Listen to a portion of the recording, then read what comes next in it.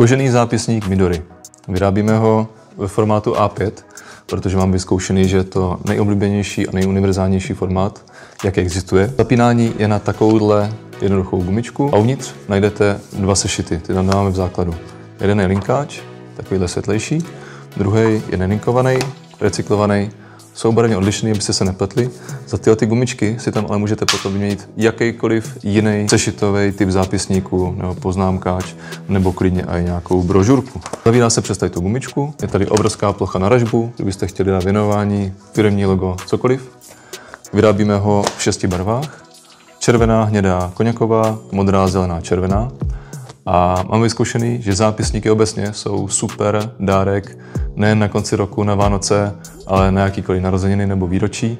Ocení to hlavně ti, kteří ještě v dnešní době mají rádi psaní rukou, protože dá to úplně jiný zážitek než datlování do telefonu.